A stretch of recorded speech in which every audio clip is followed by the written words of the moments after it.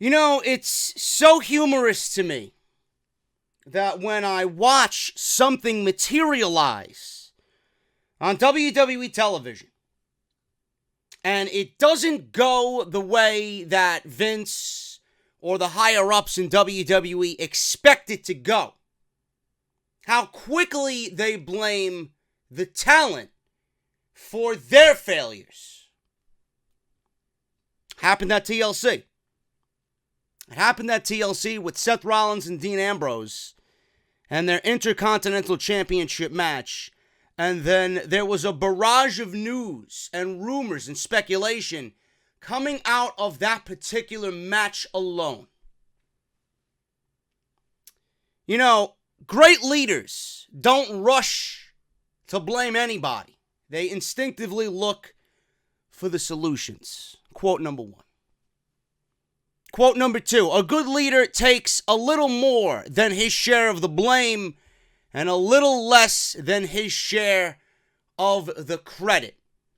If you watch Vince McMahon's New Era announcement, all he did was stroke his own ego and suck his own cock. Because Monday Night Raw has been so successful for 25 years because of one man's vision, one man's creativity. It's also led to Monday Night Raw being one of the worst programs when it comes to professional wrestling in the year of 2018. I guess we can all blame Vince McMahon for that one as well. Or is it out of our realm to blame the man in charge? The reason why I mentioned all that in the beginning of today's show is because of what I'm about to talk about in the open of Off the Script here for episode 253, part number 2. And it has to do with Seth Rollins and his match with Dean Ambrose at TLC, but most importantly, about Seth Rollins.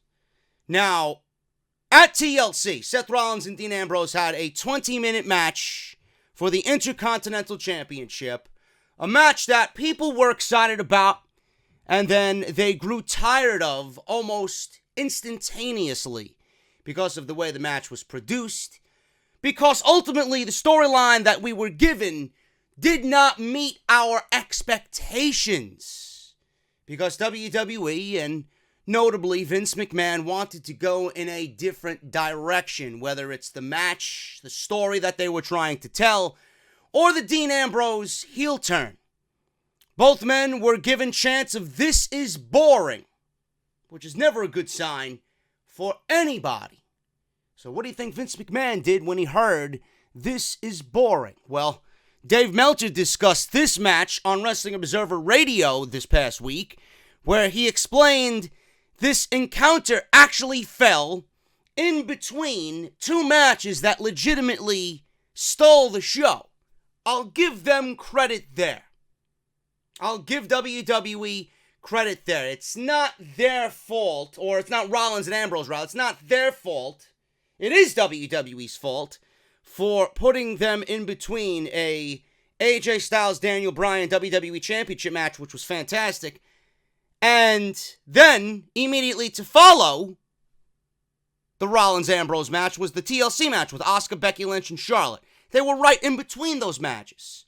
Crowds weren't chanting "this is boring" with AJ and Daniel Bryan, and that was a straight-up wrestling match. If you love old school, classic pro wrestling, wrestling holds, a story, dissecting a body part, people weren't chanting "this is boring." In fact, people were chanting "this is awesome."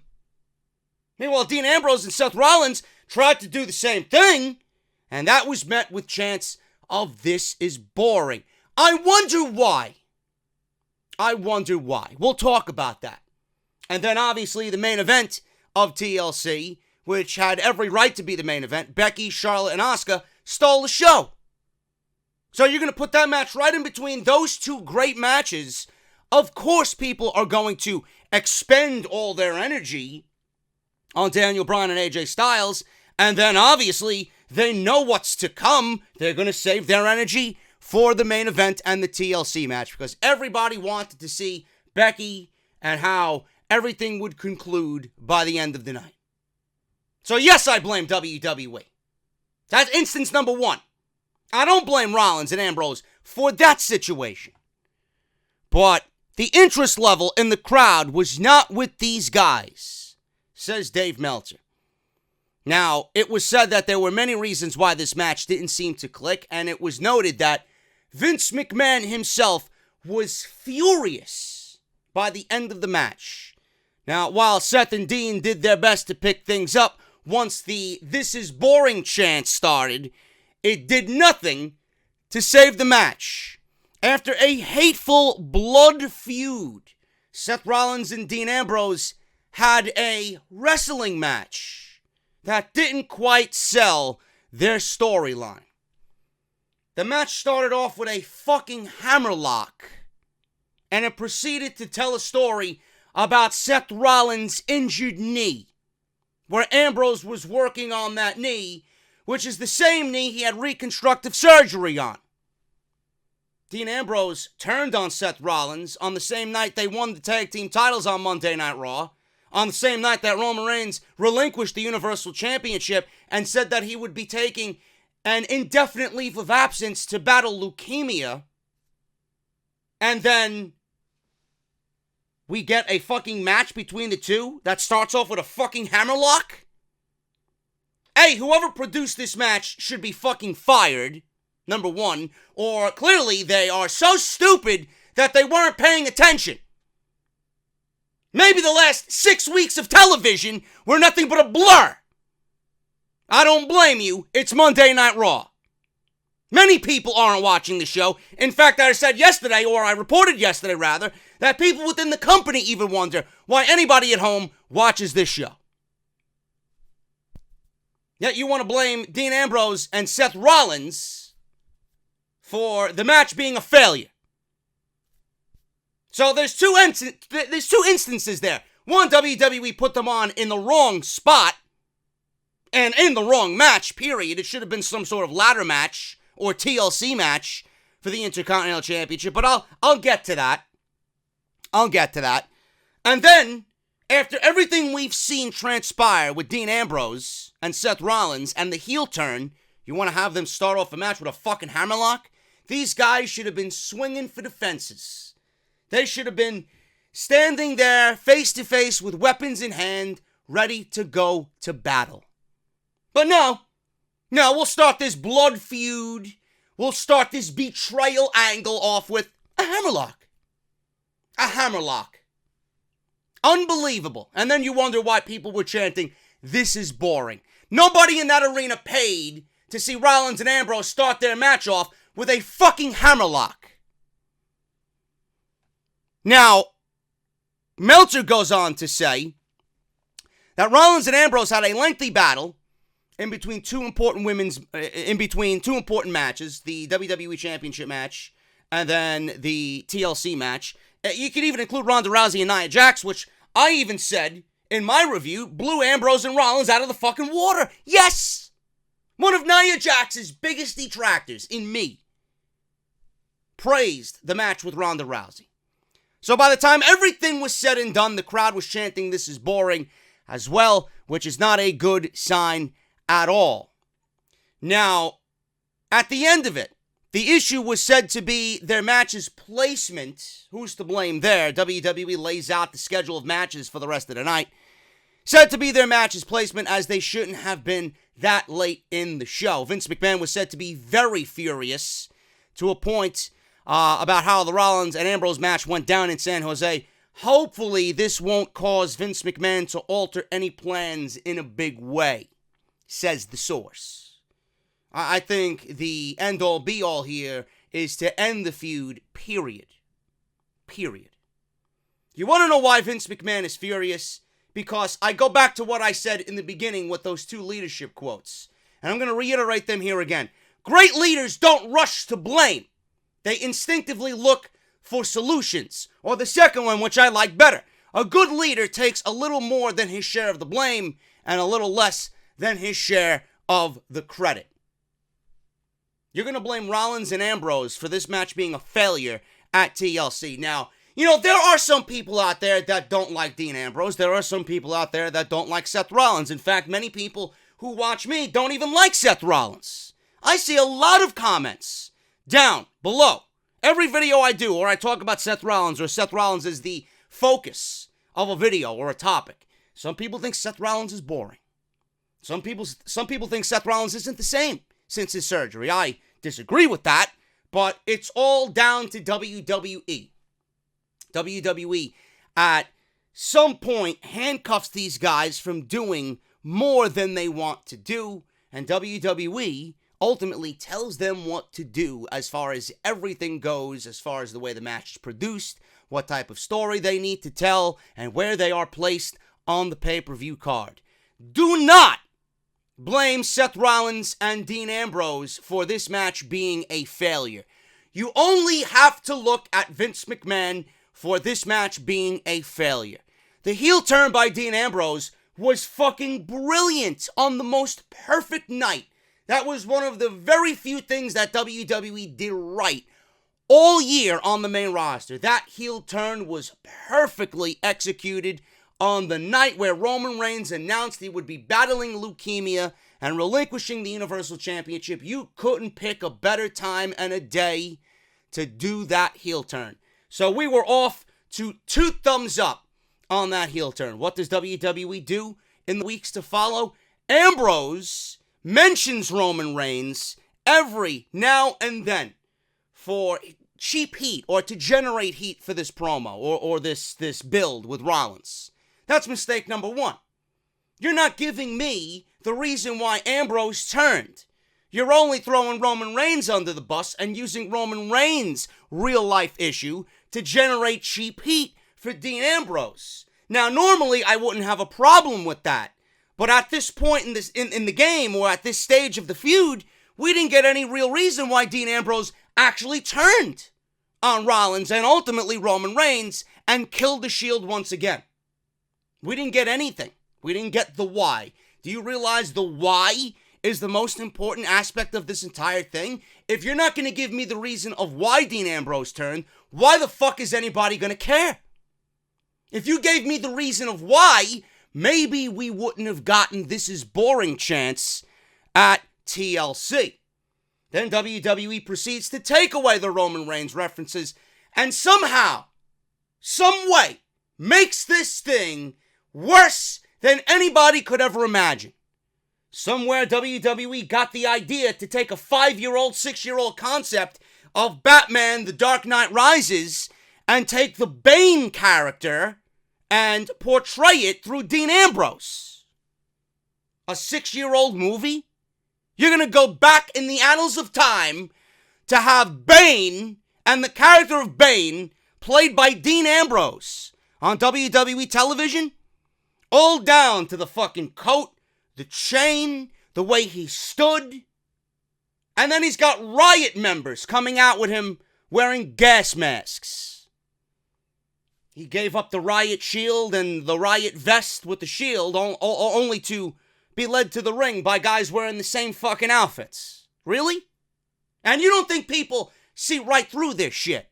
Then you got Dean Ambrose shitting on the fans. Why? Because you can't mention Roman Reigns anymore, right? There was a rumor that people were upset or there was a fan outrage over the Roman Reigns references. I had no problem with the Roman Reigns references. The only problem I had with the Roman Reigns references was, going back to what I just said, they didn't give you the why. They used Roman Reigns' real-life situation to generate cheap heat for Dean Ambrose because they were so inadequate. They were so lazy and uncreative that they couldn't give you a real reason why Dean Ambrose turned on Seth Rollins. That is why I was upset with everything they did with Dean Ambrose mentioning Roman Reigns. It was sheer laziness. It was WWE doing the right thing and giving us the why, or taking the easy way out and generating cheap heat for Dean Ambrose because, he's a heel. That's why I was upset. Now you guys understand where I'm coming from, I hope. Then WWE, they leave out the Roman Reigns references, and what does Vince McMahon do? They turn Dean Ambrose into a comedy character. A cringe-like character that we seen when he was a babyface at the beginning of the year, only this time we're supposed to boo him now. standing in a doctor's office with his physician, taking shots in the arm and in the ass, trying to vaccinate himself from all the diseases that the fans have in all these different cities where WWE travels every single week. This is the heel character that we asked for, right? This is the heel character we asked for? And after all of this effort and all of this just surreal waste of fucking time, the one thing that was left out, the one thing that was made the most unimportant, was the Intercontinental Championship. Dean Ambrose should have given us the why. Dean Ambrose could have went over how Rollins is an egomaniac, how he loves the spotlight for himself, how he didn't care to call Dean Ambrose while he was ill and going through rehabilitation. I am going to take everything from you just like how you took everything from me. I'm going to take your spotlight. I killed the Shield once and for all, and I'm going to take what is most valuable to you right now, that Intercontinental Championship that you wear around your waist. That is all he needed to say. But it was too little too late when Ambrose mentioned the Intercontinental title. It was on the Go Home show where they even made mention of the Intercontinental Championship. And at that point, who the fuck cares? If you don't make it an important aspect of the feud, the fans are going to see this and hear it. And they're going to come to their own conclusion that it's not important enough to care about. So you roll all this up into one big ball, and that's why you got the "this is boring" chants. Am I wrong? I dare anyone to refute what I just stated here as far as that. Who is to blame here? WWE's to blame. WWE is absolutely to blame. The producer who produced this match and laid out this match for both Ambrose and Rollins clearly took a 2-month vacation. He didn't see what happened in the weeks leading up to the build. A hammerlock? Selling a knee injury? This isn't a 30-man Iron Man match. This is a fucking betrayal feud where one guy turned on the other. Family betrayed. Yet you want to give me a fucking hammerlock. WWE clearly is out of touch with everything. At this point, I wouldn't trust them to clean my fucking laundry. So Vince McMahon is furious for all the wrong reasons. He's got to blame somebody, right? Look yourself in the mirror and blame yourself for this feud's shortcomings. Oh, it gets better, folks. It gets better. It gets much better. Seth Rollins reportedly isn't nearly the star WWE hoped to make him. Really now? Really? What type of comedic fucking report am I going to read for you guys? Listen to this. So, we all know what happened with the Shield getting back together. The only reason the Shield got back together was to be a literal shield for the hate that Roman Reigns was inevitably going to get as Universal Champion. Brad Shepard reported on the Oh You Didn't Know podcast that the internal reaction to Rollins' Intercontinental Championship match at TLC left a lot of people backstage disappointed. Again, I reiterate, do not blame Rollins and do not blame Ambrose. Only the people backstage have themselves to blame. Now, we already know, I just said it, Vince McMahon is furious about it. The match was viewed as a flop, and apparently Rollins, as a result, is not the star that they thought they were making when they booked him to defeat Triple H at WrestleMania. This is what Brad Shepard says, and I quote, "Internal reaction to Seth Rollins versus Dean Ambrose at TLC. I asked a source in the company about this. They said that Seth and Dean was a flop and believe fans are over the Shield stuff. In fact, they went on to rant on the treatment of Seth Rollins and how him beating Hunter at WrestleMania was a massive waste of time and wasn't nearly the making of a star they thought that it would be." End quote. You know, if WWE might have some bigger plans for Rollins, at this point, I don't even know who's going to care. He's rumored to be facing Brock Lesnar at WrestleMania 35, so that might be another big springboard for him. But hopefully they will figure out a way to re-elevate Seth Rollins, because as long as Roman Reigns is out of action, it seems like WWE could be looking at Seth Rollins to fill Roman Reigns' role on Monday Night Raw. There is so much wrong with this. I don't even know where to begin, people. The company is going back to a WrestleMania match with Triple H. That match was irrelevant. That match was clearly used to finish a storyline that was ongoing all the time that Rollins was injured. That has nothing to do with what we see now.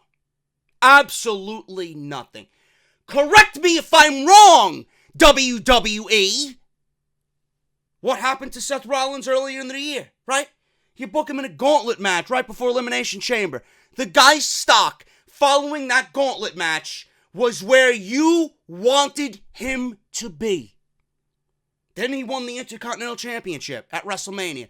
The guy's stock is, after that gauntlet match, which everybody was talking about, still by WrestleMania, he won the Intercontinental Championship in one of the best matches on the show with The Miz and Finn Balor, right? He won the title. Now his stock, even more so, is rising. He went on such a tear between April and June that the guy was being looked at as the man, even with Roman Reigns on the active roster. Everyone was already proclaiming, everybody, there's not one fucking individual that was wanting to see Roman Reigns versus Brock Lesnar again at SummerSlam after what we've seen at WrestleMania. Rollins was the man appointed by the fans. Rollins gave us unbelievable matches. His stock couldn't be any higher. He was absolutely volcanic hot during that entire span. This was the man that we all wanted to see. And you know what? He got over by one thing, by his in-ring ability. He went out there and he fucking just tore the house down. Burn it down. That's exactly what Seth Rollins did. He burned everything down to the ground and left the entire show following in a trail of ashes right behind him. That was when Rollins was absolutely untouchable. What did WWE do then? They put all their eggs in the Roman basket.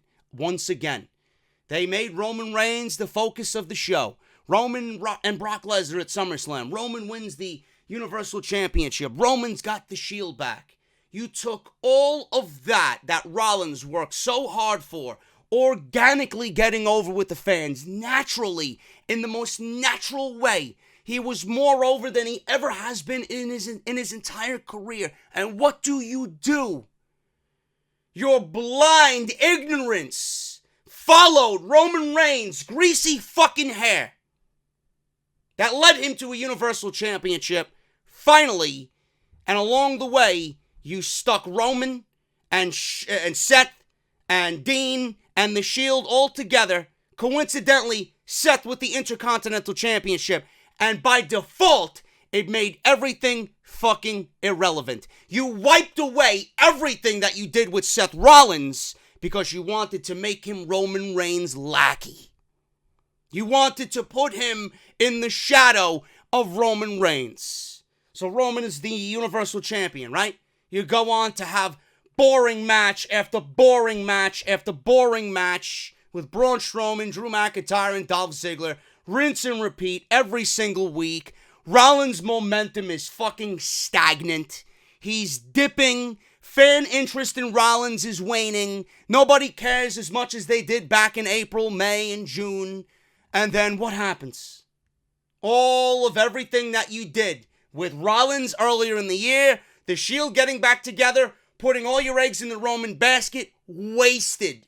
Because Roman now has to take an indefinite leave of absence, relinquish the Universal Championship, and now is not going to be factored into anything right now for 2019. What happens? Because of all your ignorance and all because you put so much stock into Roman Reigns, by default, you just killed everything else that was even close to being important on Monday Night Raw. Am I wrong? Absolutely not. Who killed Seth Rollins? WWE did. Why? Because they put all their focus into Roman Reigns and didn't share any of the pizza pie at the table with the rest of the roster. Roman got a big 8-slice pizza. You'd be lucky if the rest of the roster got fucking crumbs left in that box. That's exactly what WWE did. And here they are. Internal reaction is that Rollins is not the bigger star than they expected him to be, or the biggest star that they expected him to be. Who's to fucking blame? Who is to blame? WWE is absolutely 100% to blame about why Rollins isn't where he needs to be. And even if he does win the Royal Rumble, even if he does get a shot at Brock Lesnar, is it going to be enough as far as fan interest goes for Rollins to carry Monday Night Raw? Back in April, back in May, yes! When he was as hot as he ever was, it was Rollins who should have been the one to slay the beast at SummerSlam. But no, WWE wanted to give us Roman Reigns and Brock Lesnar again at SummerSlam in a terrible main event, in a predictable main event, and a predictable outcome that led to nothing. Even if Roman was healthy, it would have led to nothing. Even if Roman was healthy, the ratings would still be the lowest of all time. Even if Roman was healthy, Monday Night Raw would be one of the absolute worst fucking shows on cable television right now. So who's to blame here? Is it Seth Rollins? Is it Dean Ambrose? Or is it WWE? It's WWE for their lack of fucking detail, a lack of attention, a lack of care, a lack of not listening to the fucking audience. Rollins should be the Universal Champion.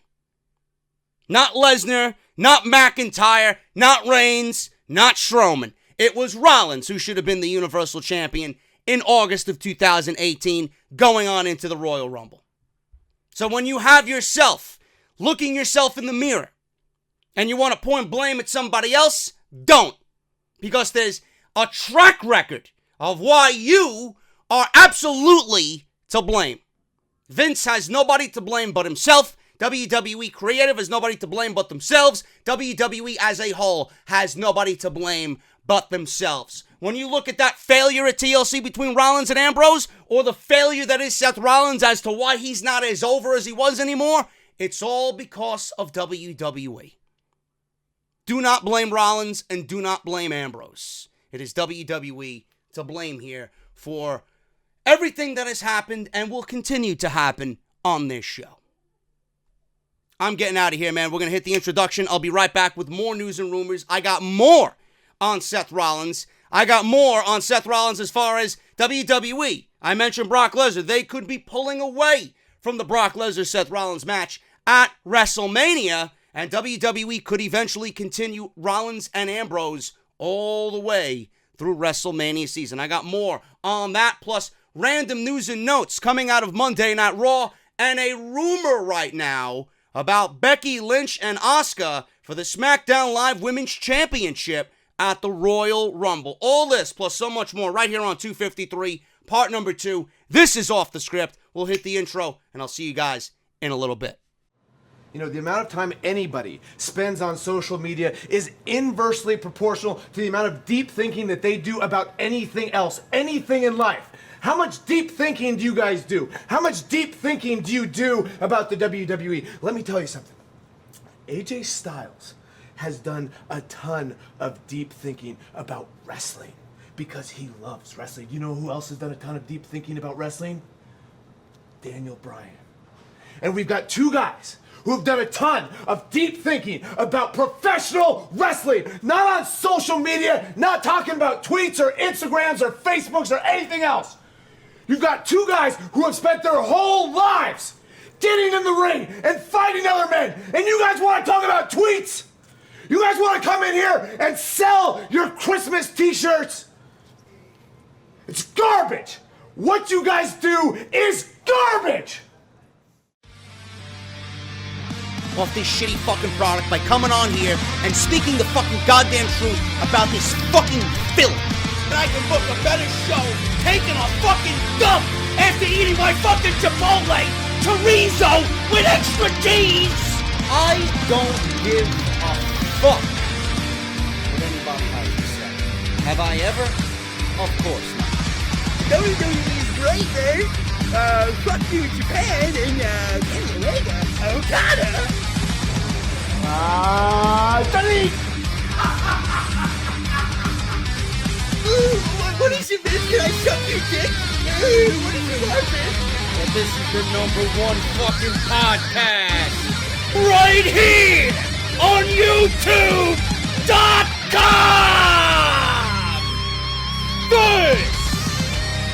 This is off the script. You know, if there's one thing that I want you guys to take away from what I've done for 253 episodes is I don't want you to stand for the garbage that you see on television, man. If they're treating you like imbeciles, if they're treating you stupid, if they're insulting your intelligence, I want you to understand and differentiate, what's good and what's bad. I said this yesterday, don't let anybody tell you that you're being too critical of the product. The product is garbage. And when I hear and read shit like I just read, man, God, I will call them out and just throw everybody under the bus, man. That is ridiculous. Absolutely ridiculous. This is Off the Script, episode 253. It's part number 2, man. We're fast approaching Christmas and the holiday season. This is the last Off the Script before the Christmas week, where we have to endure garbage WWE holiday television, which I don't even want to talk about or think about right now, but I got a lot of news to go over today as it concerns Monday Night Raw. A lot of stuff happening with the New Era announcement, which we already discussed on part 1. There is no New Era. There will not be a New Era. There will never be a New Era. And WWE could eventually, just like everything else, abandon what they just stated on Monday Night Raw literally just 6 days ago. We'll talk about all that right here on the podcast, man. Thank you guys so very much for joining me. If you enjoyed that opening segment, I don't usually say this till the end. Sometimes I mention it in the beginning. Sometimes I mention it in the end. But today I'm mentioning it in the beginning. If you enjoyed that 30-minute open to Off the Script, I want you guys to hit that thumbs up, man. I want to see 2,000 thumbs up on this very podcast today for Saturday, man. So go ahead and hit that thumbs up if you enjoyed everything I said in that open. If you missed part 1 of the podcast, it is linked in the annotation that you see in the top right corner of the screen, as well as Monday Night Raw, SmackDown Live, and NXT, where NXT again blows away everything the main roster does. Aleister Black versus Johnny Gargano inside of Solid Steel. DIY, at least for the time being, has been reformed. Tommaso Ciampa and Johnny Gargano are a tandem once again. If you guys want my thoughts on all that, that is linked in the annotation as well with Off the Script part 1 from yesterday. Got a lot of news this weekend, man. You guys are definitely getting a part 3 on Sunday. We got a lot of news stemming from TLC with Charlotte and Becky and Ronda Rousey, even Asuka. What did WWE do when Asuka won the SmackDown Live Women's Championship in that great TLC match? Is WWE on the verge of bringing Asuka back to prominence? Or is everyone else in the company really getting behind Asuka except for you-know-who? We got all that tomorrow on the podcast, man, so look forward to all of that.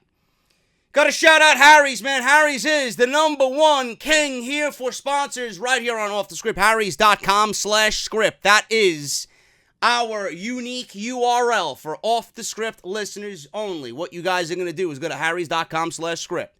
You're going to get a choice of 3 different colors for your razor blade handle. You got the navy blue, you got the orange, and you got the evergreen. I got all 3 because why the hell not?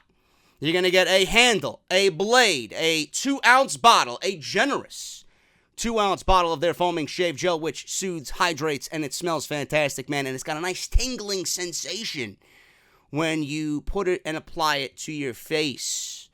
And you're going to get a protective razor blade case as well, just to protect your blade every day. Or if you guys like to go traveling, you're going to get a little travel protective blade case as well. All for free. All you guys have to do is go to harrys.com/script, sign up, and pay the shipping and handling, which is as little as $2 or $3 at most. And it will be delivered right to your front door, man. Harry's is the best shave that I've ever had. I've been using it for about a year plus now. And I'm actually going to use it as soon as this podcast is finished recording, because I look like a grizzly bum right now. And Harry's is going to take care of that. Listen, man, I found out through my father and my brother, who shave every single week. My dad shaves almost every other day, and he loves it. I found out through him, and I used it, never looked back. Everything that I was using previously, right in the trash.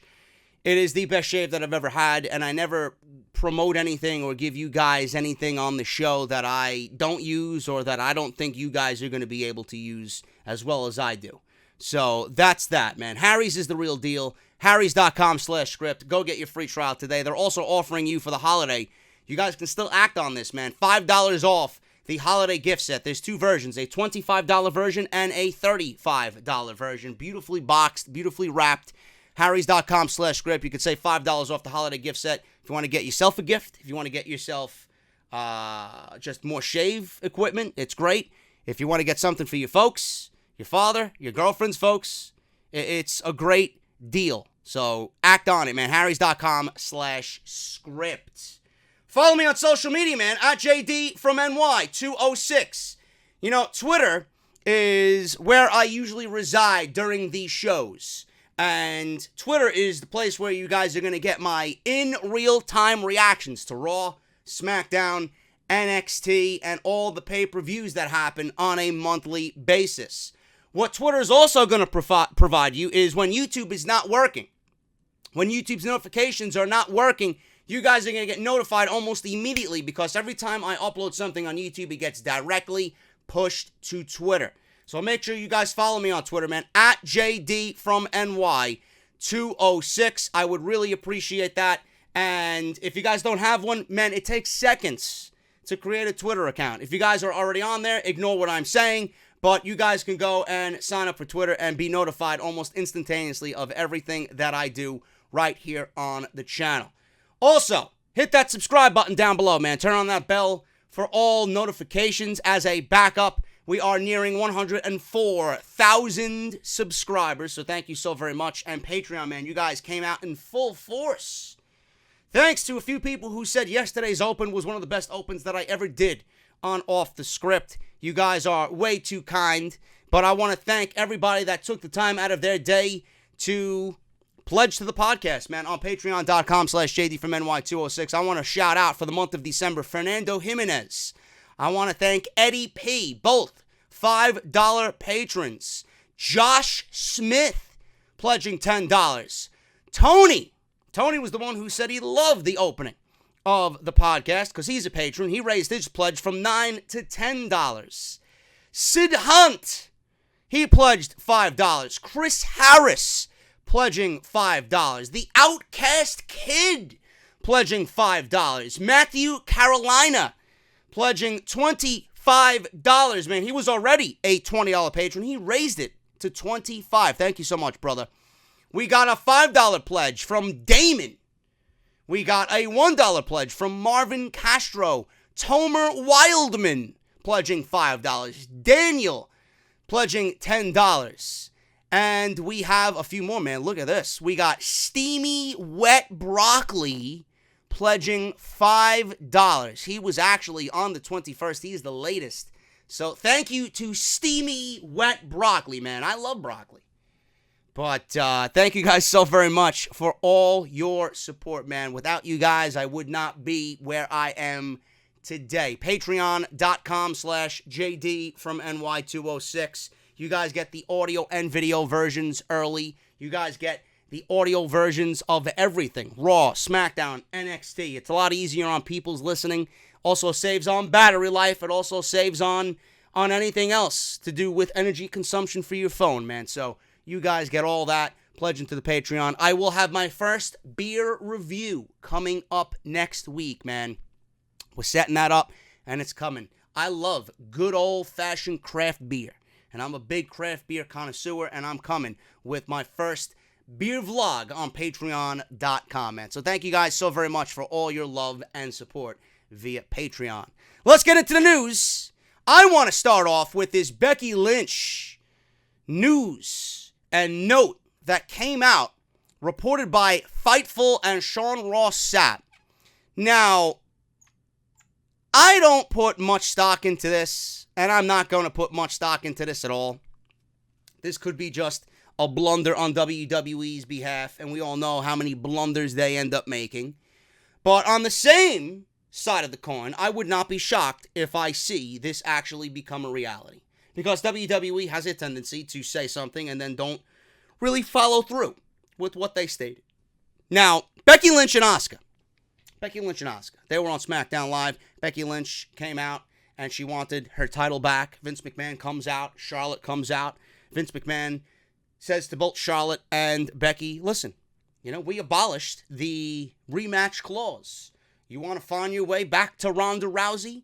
You want to find your way back to a championship match? Then find a way back through however you got to get there, by any means necessary.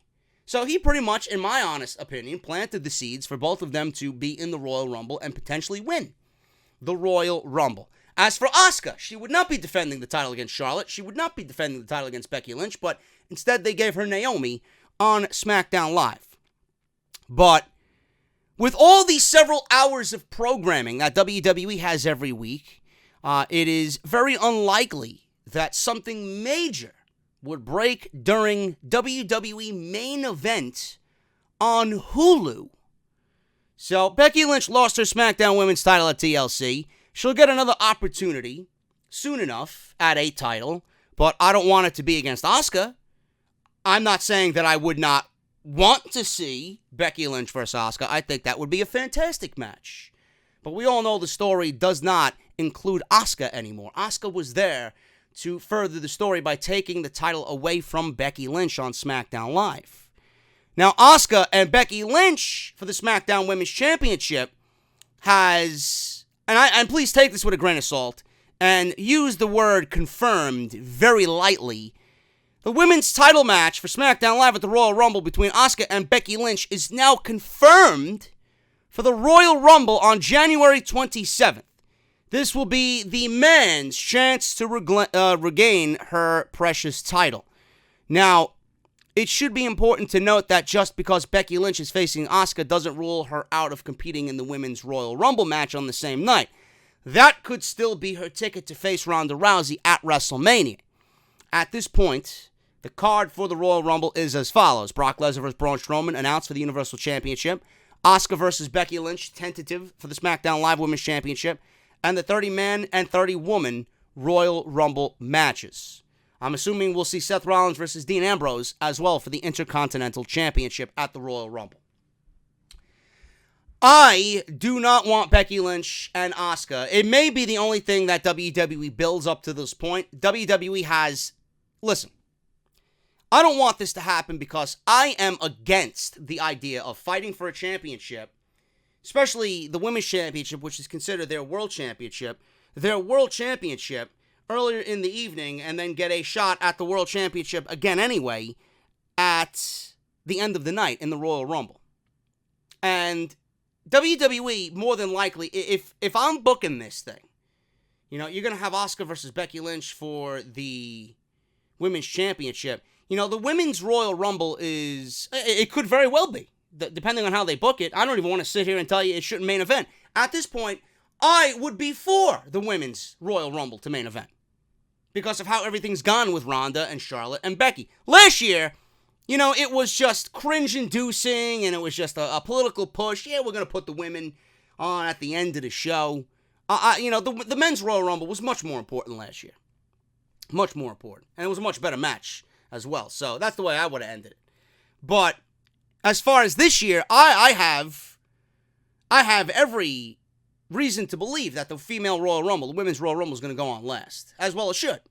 They've main evented matches. The women have stood out amongst everybody, including the men, on the main roster.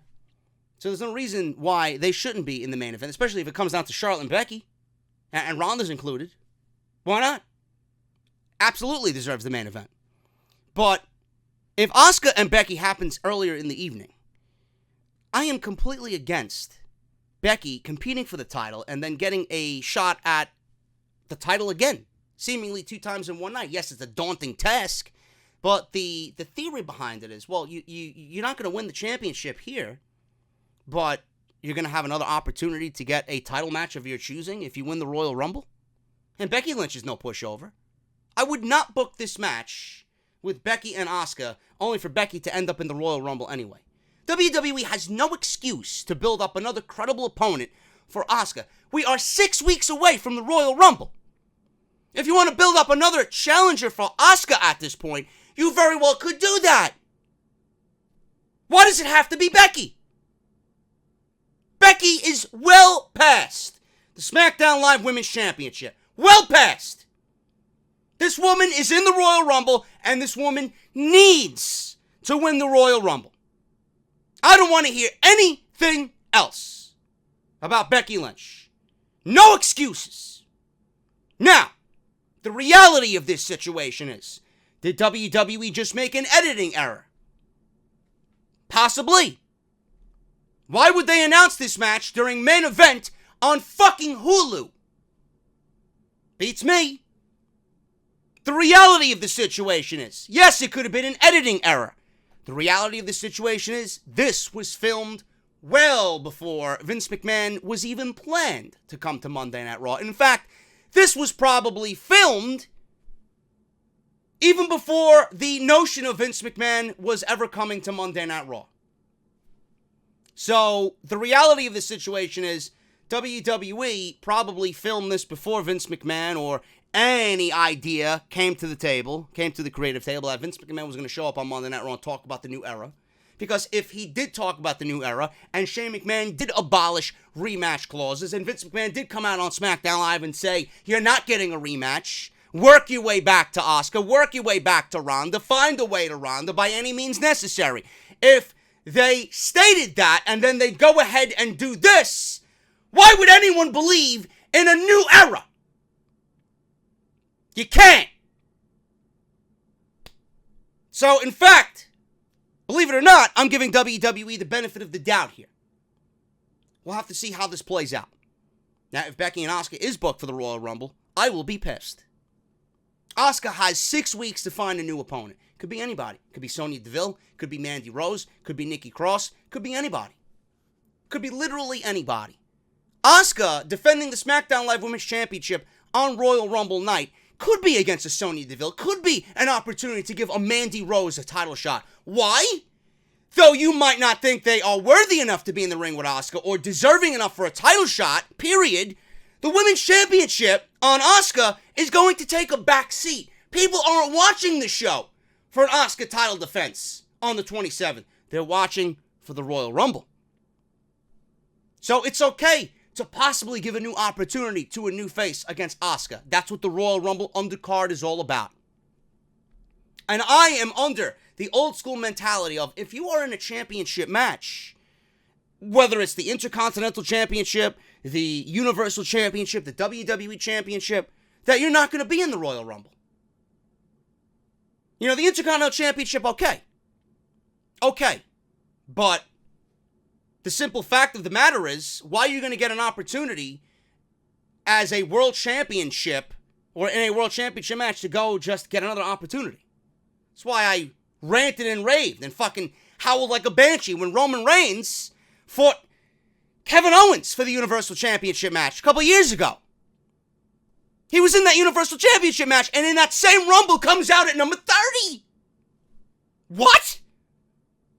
Are you kidding me? That I don't like.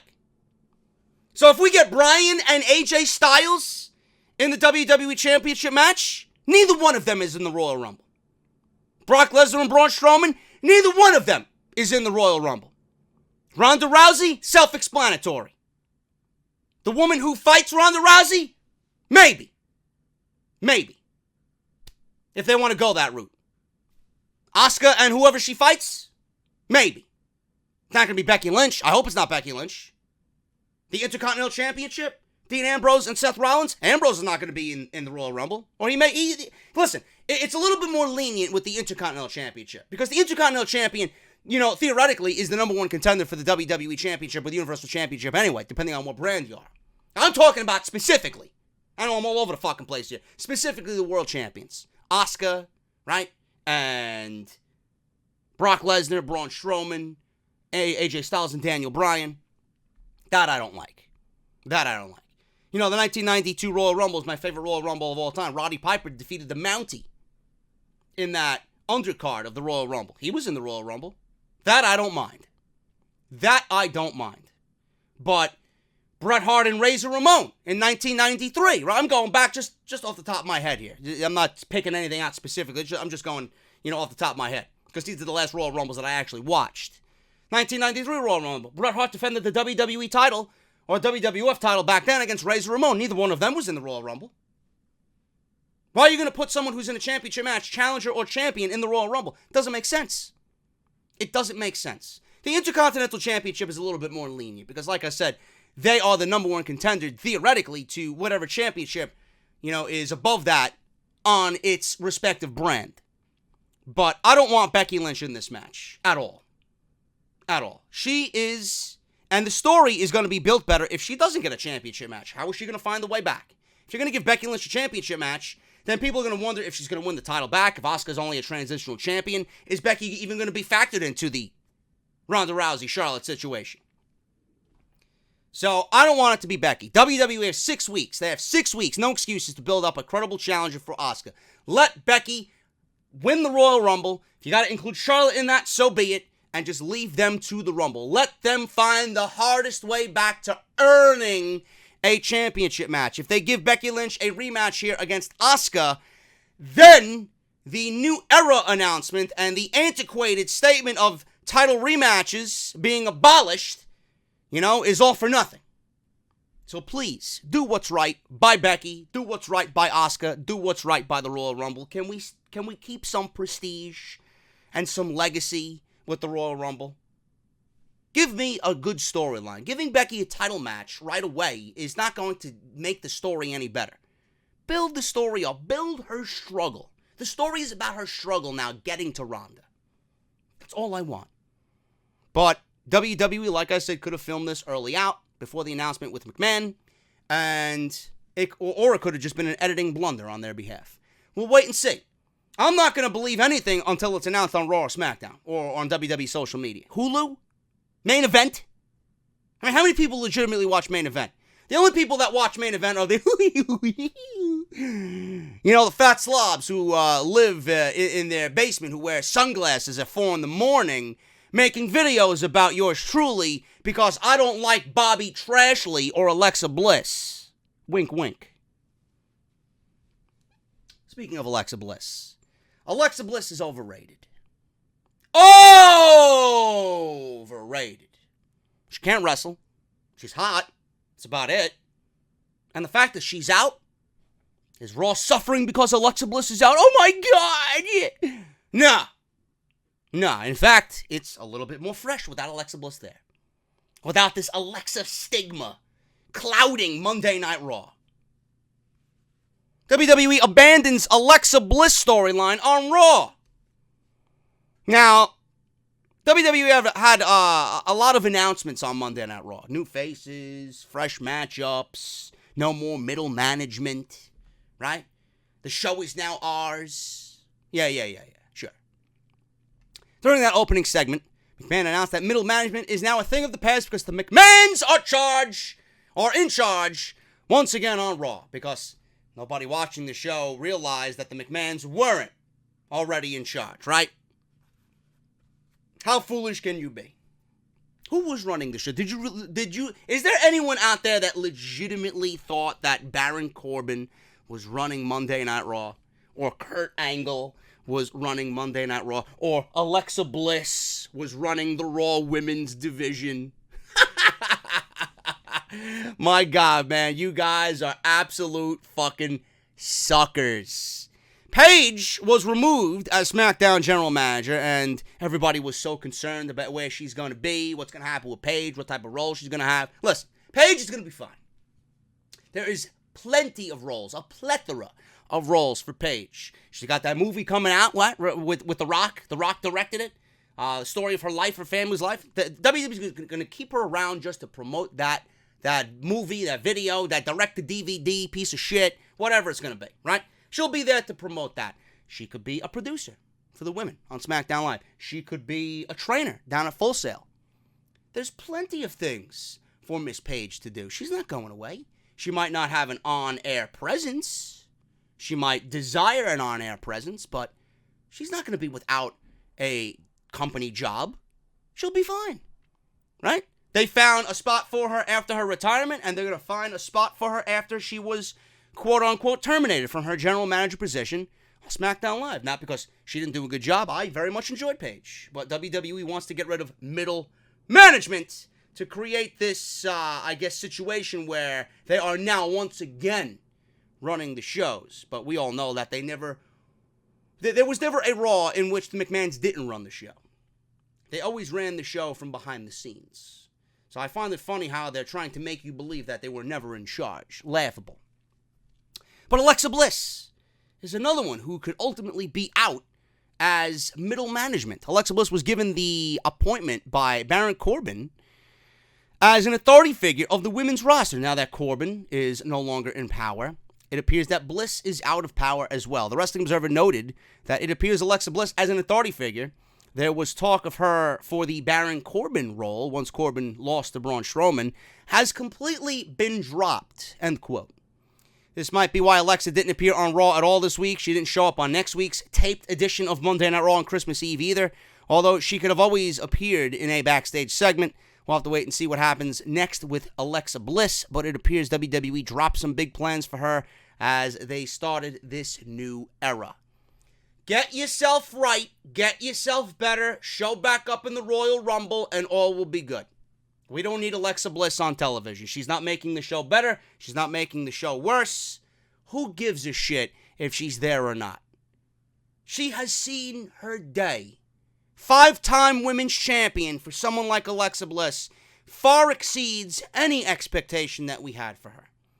And the fact of the matter is, the 2018 that we've been given as far as Alexa Bliss goes was very, very subpar and nothing memorable about it. Blow me. Speaking of canceled events or authority figures canceling storylines, Shane McMahon, authority on SmackDown Live. His heel turn canceled after Vince McMahon's announcement on Monday Night Raw. Wrestling Observer noted that due to Vince McMahon's big announcement, Shane McMahon's heel turn has also been canceled. It appears that WWE called off a big heel turn for Shane McMahon. The newsletter noted that the seeds were planted when he won the Best in the World trophy at Crown Jewel, and The Miz then started following him around begging for a tag team. Now, I won't spoil anything on SmackDown Live because they were also taped, but there was a big storyline progression between Shane and The Miz. It was noted that McMahon wasn't slated to turn heel until January anyway, but because of his father's promise of a new era, quote-unquote, it appears that Shane will be remaining a babyface. Good. So WWE ultimately gave us Crown Jewel.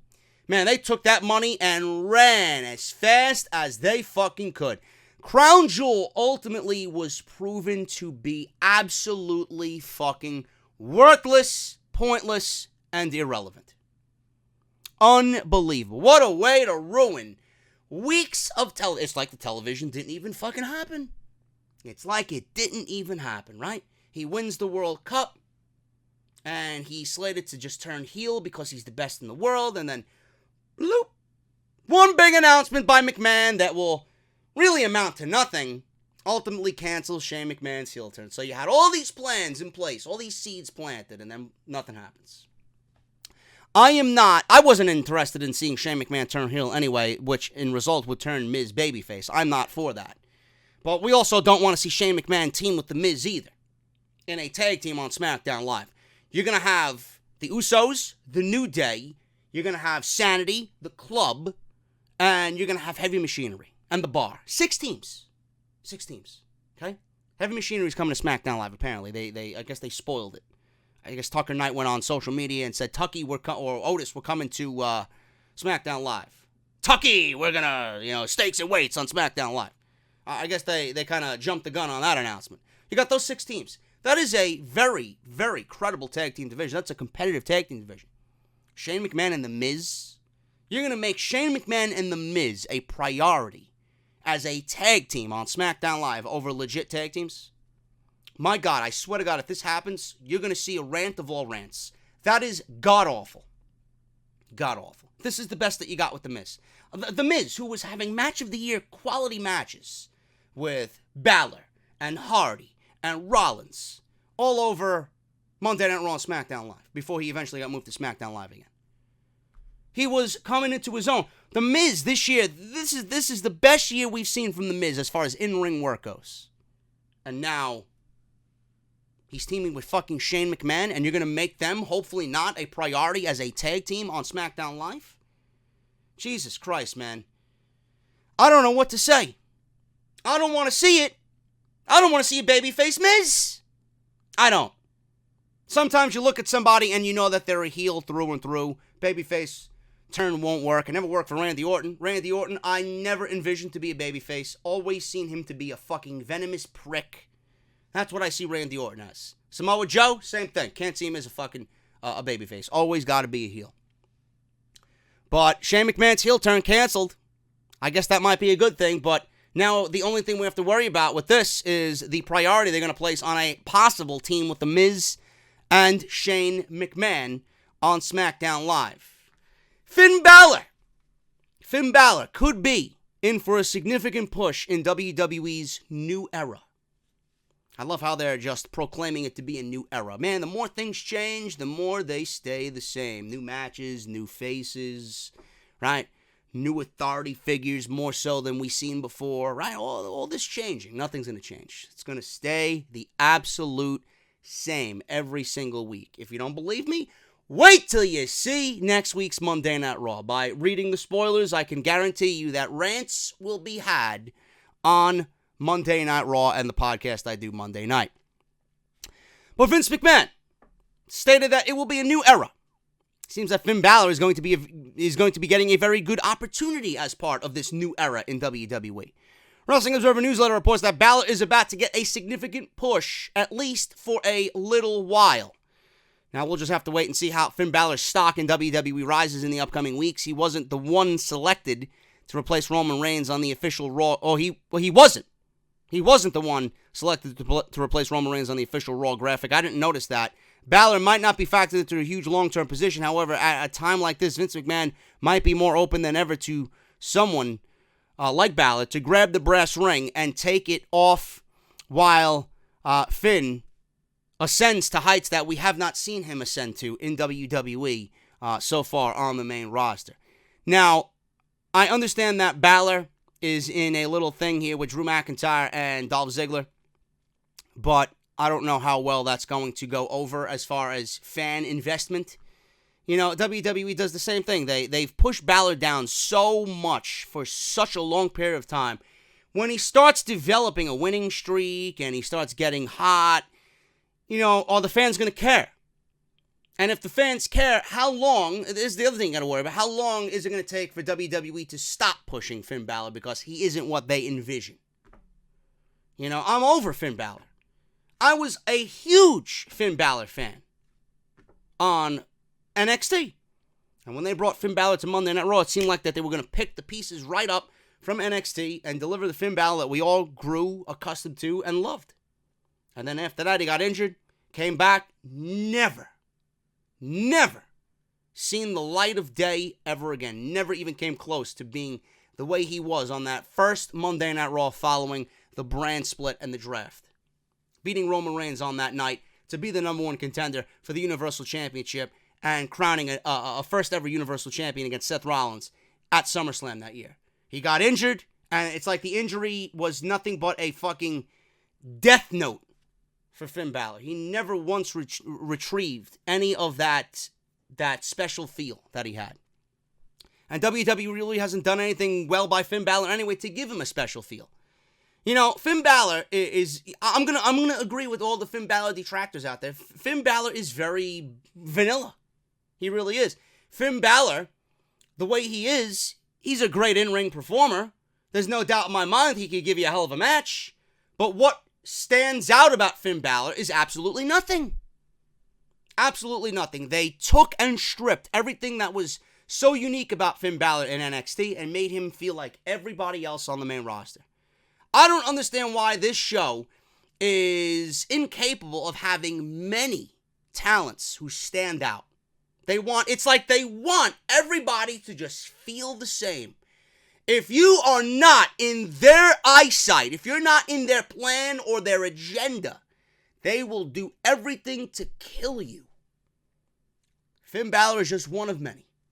Finn Balor, Bobby Roode, Tyler Breeze, right? The Revival, the Authors of Pain. If you are not on the right side of WWE, then you will be forever wronged. And as long as we voice our opinion about these said characters, right, WWE will continue to bury them. And when WWE has had enough of all the complaints and all this and that, then they'll start pushing them. But then at that point, it's too late. It's too late for Finn Balor. He is not going to factor into any Royal Rumble. He's not going to factor into a significant push. He's not going to factor into a Universal Championship. He's not going to factor into a WrestleMania match. It's too late. It's too late for Finn Balor. The most I see for Finn Balor on Monday Night Raw is the Intercontinental Championship. What Finn Balor needs is a move over to SmackDown Live. That's what Finn Balor needs. I honestly think a fresh scenery, a fresh start, and a new roster around Finn Balor is going to get Finn Balor hopefully back to where he needs to be. But WWE needs to start bringing out what makes this guy unique. Let's see the demon. We need to start seeing the demon during these big pay-per-views. I'm not saying bring it out on Monday Night Raw. I'm saying during a big-time pay-per-view match, let's get the demon in the ring and in front of the fans. Seriously. Because right now, Finn Balor, he's just like everybody else on that show. Absolutely directionless. You think a win over Drew McIntyre is going to do anything for this guy? No, that's hurting Drew. That's hurting Drew. It makes no sense for Finn Balor to be Drew McIntyre. What is it really doing? Nothing. It's too little, too late. Sami Zayn. Sami Zayn. WWE highlighted Sami Zayn coming back on Monday Night Raw relatively soon. Sami Zayn, I love Sami Zayn.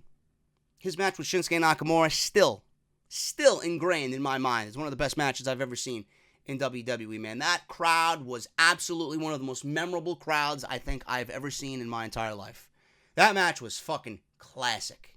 I watched that match that year over and over and over again, man. I couldn't get enough of that match. I'm like, this is Sami Zayn. I can't wait for him to be on the main roster. Nakamura, this is exactly what we wanted to see. Nakamura's debut was one of the best debuts in WWE history. And look at how they fucking failed him. Sami Zayn, though, coming back to Monday Night Raw, but Sami Zayn is surprised at how little he misses wrestling in WWE. 2 rotator cuff surgeries is why Sami Zayn is out. He had them fixed weeks apart, 6 weeks apart to be exact. But Sami Zayn revealed on Talk is Jericho that he was successful in making the switch between arms for his personal hygiene needs. However, it is quite concerning to the former NXT champion how little he misses his job. He says, and I quote, "I know wrestling fans don't want to hear this, but I've been loving being off.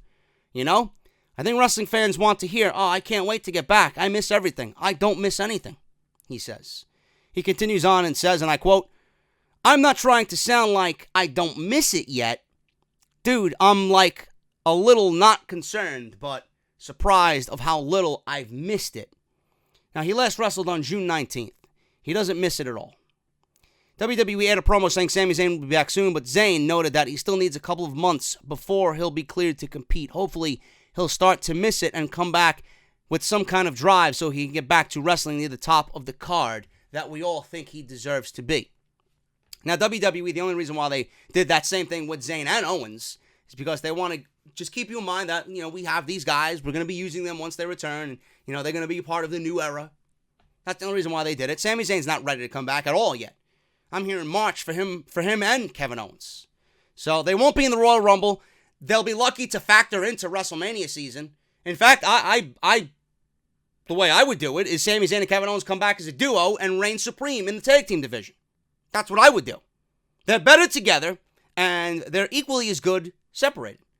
There's no reason why you can't pair them together, give them the tag team championships, really run with them as tag team champions, and viable tag team champions. I mean, guys that are going to bring prestige and notice back to the tag team championships. That's what I would do with Sami Zayn and Kevin Owens. But that doesn't mean you can't have them wrestle on their own or in singles matches either. It's great. They could do their own thing. They could take over Monday Night Raw for all I care. Kevin Owens or Sami Zayn could be IC title holder. Tag team title holders. Universal Championship title holders. But we all know that's not going to happen. Not with Lesnar at the top of the card. But you guys get my point. He doesn't miss wrestling? Why the fuck would he? Look at where he works and what show he is affiliated with. I'm not surprised by that answer whatsoever, but I miss Sami Zayn. I think Sami Zayn has a lot of promise. I hope that Sami Zayn comes back looking better than ever. He impresses everybody in WWE and he gets put back in a position on Monday Night Raw where he can fucking thrive. Same thing with Kevin Owens. Get back in ring shape, get back in the best shape of your life, and go out there and steal the show. I want this to be the Sami Zayn and Kevin Owens show once again in 2019, man. They are sorely missed on this show, but are you surprised at how little he misses WWE? He's on Monday Night Raw. Look at what is going on right now. I doubt he even watches the show. Because as far as WWE employees go, they're shocked that anybody watches the show, seeing how bad the product actually is. There you go. Sami Zayn doesn't even miss it. Not surprised by that whatsoever. WWE reportedly sets 2 Saudi Arabia events for 2019. Wrestling Observer newsletter notes that WWE already plans to hold another Saudi Arabia event in May and then again in November. This would match the 2 events per year pattern that was set in 2018.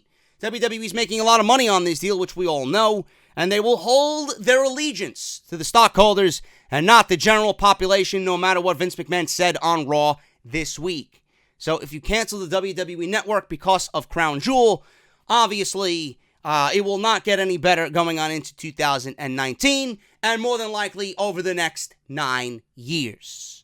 Now, with May, what I hope WWE does here, I don't think that they will, but what I hope is that they don't overcrowd the pay-per-view schedule. Whatever's planned in May should be abolished. What's in May? Backlash, Extreme Rules, right? One of those fucking loser pay-per-views. First of all, TLC and Hell in a Cell and everything else that came towards the end of the year was much more extreme than anything that they did at Extreme Rules. There was nothing about Extreme Rules that was extreme at all. Get rid of it. Get rid of it. Backlash? Who fucking cares? You want this May pay-per-view in Saudi Arabia to mean something? Then abolish whatever you have in May and plant this pay-per-view, this Saudi event, right there in its place. Do you want to know why? Because I'm sick and tired of WWE coming out of WrestleMania and then having another event at the end of April and then right into another pay-per-view in May, the second or first week of May. Tired of it. There's nothing for storylines to breathe. There's nothing that's developed that you're going to give a shit about. If everything happens rush, back to back, you're going to see nothing but rinse and repeat, rematch, and it's just there for the sake of being there. Just for the sake of them putting on a show. You got to let these things have meaning.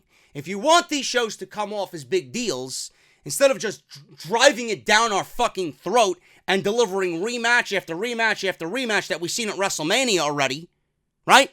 Why don't you let things breathe, space the fucking events out, have WrestleMania in April, have this in May, right? And that's it. You go from WrestleMania to the next Saudi event, and that's it. Have it in the first or second week of May. That's it. And then you go right on into June. And in June, we usually see Money in the Bank. So I don't understand why, or July, June or July, whatever. What's June? What did WWE have in June this year? I don't even fucking know. Extreme Rules? Who the fuck cares? All these pay-per-views are worthless. Everything outside the Big Five is absolutely fucking worthless. These gimmick pay-per-views need to go. I stated that time and time again. But these things need to be spaced out. For the sake of making them feel somewhat important, let the storylines breathe. Let the feuds breathe. Don't go from WrestleMania on into another event at the end of April because you got to get another pay-per-view out, and then right into the second week of May where you got Crown Jewel or another fucking Saudi event, whatever the fuck it's going to be called. In November, I'm okay. In November, I'm fine because it's going to be right before Survivor Series. And we all know Survivor Series is booked on the Raw vs. SmackDown dynamic. Champion versus champion. That's fine. It's an easy way out. Right? The elimination match, 5-on-5, Raw vs. SmackDown. It's an easy way out. So I don't mind it being in November, but in May, space the motherfucker out. Space it out. We don't have a name on it yet, but maybe it's the greatest WrestleMania, or maybe they bring back King of the Ring, something. The greatest Royal Rumble. I don't want to see another fucking Royal Rumble. 50-man Royal Rumble? Nah, I'll pass. Moving on here, man. Seth Rollins and Dean Ambrose. Their feud is expected to last past TLC. Now, Meltzer noted on Wrestling Observer Radio that the story between these two isn't over by a long shot after they had their disappointing match at TLC in San Jose. Now, Meltzer says, and I quote, "It's not over. And if this was going to be a match one of their feud, it is," he says. "I also think you've got Seth Rollins out there who's on a show with AJ Styles and Daniel Bryan match, and he's not going to want to be overshadowed. They're probably really going to have a hell of a match the next time they go out there and do their thing." That was his logic. But as far as I'm concerned, Daniel Bryan and AJ Styles aren't over either. And they're going to be on the undercard of the Royal Rumble. So if you include Dean Ambrose and Seth Rollins, what's going to happen then? You're going to be outshadowed again because there looks to be a stipulation coming with the AJ Styles Daniel Bryan, whether it's a submission match, an Iron Man match, a last man standing match, whatever. That's what it's looking for, or looking like, with AJ Styles and Daniel Bryan. Now, there is a competitive nature backstage in WWE, and everyone is wanting to have the best match possible and the best match of the night. Therefore, Ambrose and Rollins are likely to bring everything they have next time they go to make up for what happened at TLC. Now, just because they will likely be facing each other again in the future doesn't mean that they're going to take it lightly on each other, as it is likely in both of their mindsets to leave everything in that ring and prove everybody wrong coming out of TLC. I've seen this match at TLC, and I can tell you wholeheartedly, I'm over it. I'm over it. Dean Ambrose won the title from Seth Rollins? Fine, let's move Seth Rollins on to the Royal Rumble and have him possibly win the Royal Rumble. Have this match on a random edition of Monday Night Raw, the first Monday Night Raw live back after the New Year. Do it then. Blow it off there.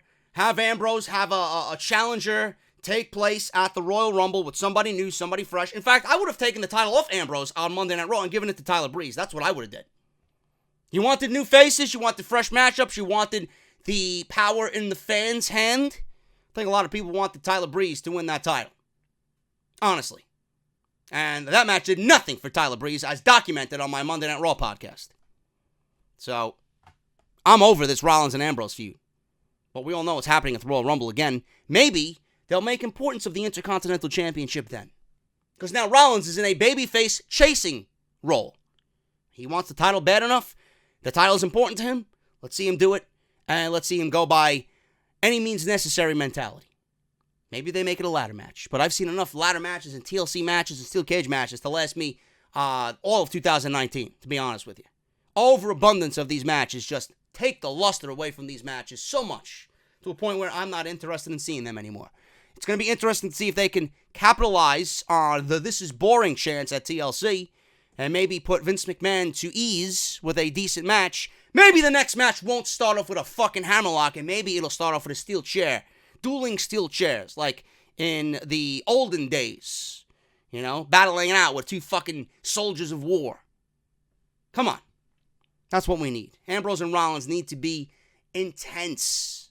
It needs to be intense. It needs to be furious, brutal. But with Dean Ambrose's character, doesn't even call for that at all. It's more like a fucking comedy shtick at Dangerfields. Come on. You could do better by these guys. WWE failed them in every sense of the word, and I stand by everything I said in the opening of this show. It's not Rollins and Ambrose's fault. It's all WWE's fault. From match placement to the heel turn of Ambrose failing immediately after that brilliant heel turn and giving him a cheesy heel character that resembles Bane of The Dark Knight Rises. All we need is fucking Bruce Wayne to come out of somewhere, come from the fucking rafters and save us from this fucking nightmare. That may be the best thing about this feud if it does happen.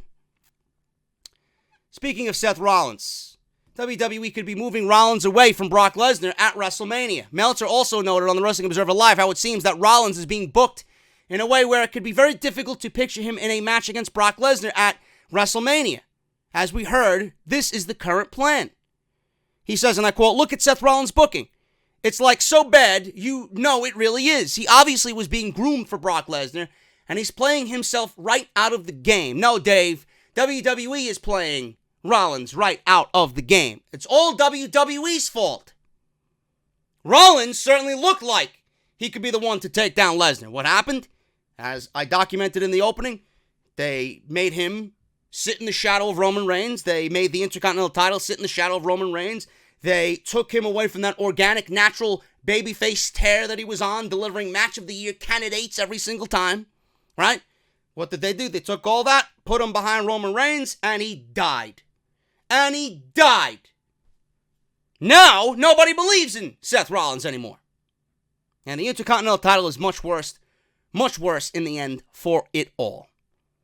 Maybe Seth Rollins will be able to turn things around and get back on track. WWE could have a longer plan for him to get to Brock Lesnar. It might be very intriguing as a situation when things progress here, but at this rate, it seems like WWE isn't positioning Rollins anywhere near the Universal Championship.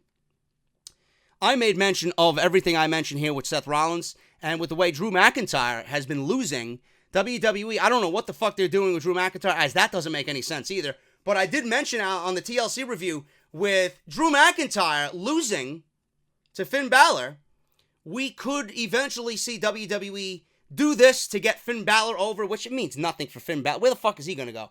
It certainly means nothing for Dolph Ziggler, but they could have Drew be doing the job here, ultimately to give him the Royal Rumble and build him back up, because everybody knows if you win the Royal Rumble, you're on the top of the fucking mountain. You're on top of the world. Maybe WWE's thinking that. You know, there was a rumor going around that Vince and Triple H are butting heads right now over what they want to be the Universal Championship match at WrestleMania. Triple H wants Rollins and Lesnar. But the way the current tides are in WWE, you know, Vince McMahon might be getting what he wants. Could be Braun Strowman taking the title from Brock Lesnar at the Royal Rumble, and we could get Drew McIntyre winning the Royal Rumble, and that be the Universal Championship match at WrestleMania, which would make Braun a transitional champion, and Drew would be the top of Monday Night Raw. I don't consider that to be a WrestleMania Universal Championship match. I don't find any interest in that. But I'm not going to find any interest in Seth Rollins if they continue booking him half-assed the way that they do and keep blaming him for the reason why he's not where he is. Rollins should be the Universal Champion. Right now.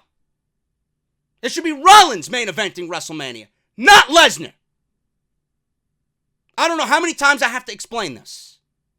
Now, Rollins could certainly win the Royal Rumble, and things could change. You know, when it comes down to the last 3, 4, 5 guys in the Royal Rumble, people always get excited. It's one of the best moments of the year. And if Rollins ends up winning the Men's Royal Rumble, everything I'm saying here could be wiped away. As if I never even said it. So we're going to wait and see if he does have a factor in the Royal Rumble. If not, then we know he's not going to be against Brock Lesnar at WrestleMania. WWE could use the Royal Rumble for good. For Rollins. For anybody. I even made mention this year, this is the best time for the Royal Rumble to have an NXT winner. What if Aleister Black shows up at the Royal Rumble and wins the Royal Rumble? You wouldn't like that? You want to talk about a new era. New face, new direction, new match, new opportunity. That's what we need. WWE going back to the same old rinse and repeat. I'm not interested in a Drew McIntyre versus Braun Strowman. Not at all.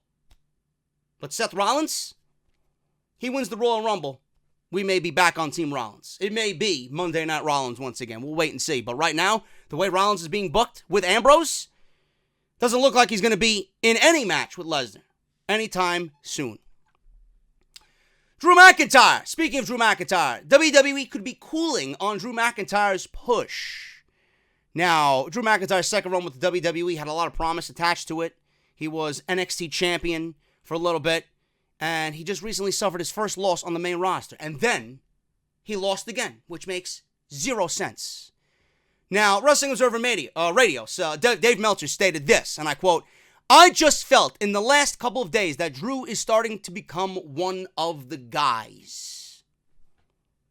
He's becoming humanized. It seems like, I mentioned this just several minutes ago.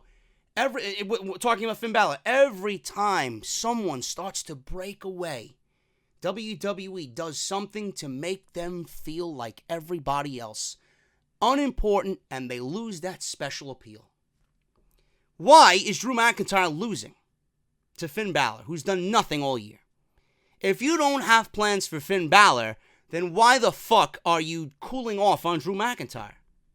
Wouldn't it be better for Drew McIntyre to go into the Royal Rumble with win after win after win after win, looking like this dominating presence, having multiple eliminations in the Royal Rumble? No, you're gonna have him go in there ice cold as an underdog. This guy should be looked at as a dominating threat, as one of the odds-on favorite, if not the odds-on favorite, to win the Royal Rumble. So we were pushing Drew McIntyre as the beast. It comes out, this show is complacent. The people in the locker room are complacent. This is my show now. I've come to make this show and mirror it in my image. I single-handedly destroyed the Shield, right? And I was losing to guys like Finn Balor, who mean nothing to Monday Night Raw. Guys like Dolph Ziggler, who mean nothing to Monday Night Raw. Ziggler means nothing to WWE, as noted by the fucking end of the feud between he and McIntyre. Wasted. They made nothing of it. Why would you be cooling on him?